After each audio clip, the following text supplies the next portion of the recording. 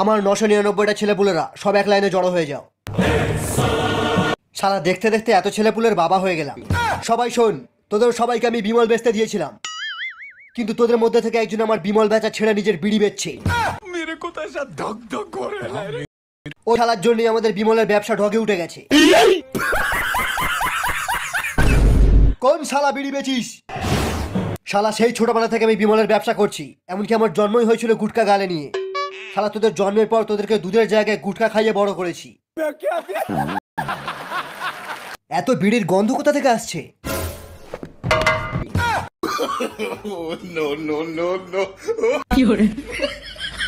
দে আমার ছুরি, আজ কেটেই দেবো শালার নিচের বিড়ি। বিড়ি বিড়ি বিড়ি বিড়ি, ওই তো বিড়ির গন্ধ পেয়ে গেছি। ও বাবা, এ তো রজনীগন্ধা ওলা। ও বাবা, ট্রেন ধরতে গিয়ে আর বিড়ির প্যাকেটটা কেনা হলো না। আর কি ট্রেনেতে হাঁকতে পারবো? এমনিতেই ট্রেনের বাথরুমে যা ভূমিকম্প হয়। কি ব্যাপার, কোথা থেকে বিড়ির গন্ধ আসছে? ও, বাথরুম থেকে আসছে। ও, ট্রেনে তো বিড়ি খরচের অভাব নেই। দুই একটা বিড়ি ঝেড়ে খাওয়া যাবে। জয় রামকৃষ্ণ, দেখকে আসি কোন দিক থেকে গন্ধটা আসছে। এই তো বেরিয়েছে। শুনছেন ম্যাডাম, আপনার বিড়ির প্যাকেটটা কোথায়?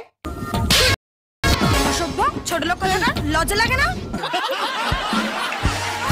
আরে দরজা খোলো, দরজা খোলো, বাহুবলী মাল তুলেন। এই শালা, কি মেয়ে পটিয়েছে রে? 1 নম্বর মেয়ে পটিয়েছে। কি করে বললো? মা, বড় লোকের মেয়েকে পটিয়েছি, এর বাবার আইফোনের বিজনেস। সাবাস। তোমার বয়ফ্রেন্ডেরটা ধরে দাঁড়িয়ে যাও দেবসেনা, মানে হাতটা। এ শালি টাকলা কাটাপ্পার দিকে যাচ্ছে কেন? দেবসেনা, তুমি কাটাপ্পার দিকে যাচ্ছ কেন? তোমার বয়ফ্রেন্ড বাহুবলী হবে।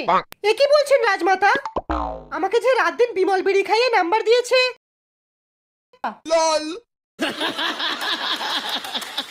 ক্ষমা করবেন রাজমাতা, বাহুবলীর সিমের রিচার্জ শেষ হয়ে গিয়েছিল বলে আমি আমার নাম্বারটা দিয়েছিলাম।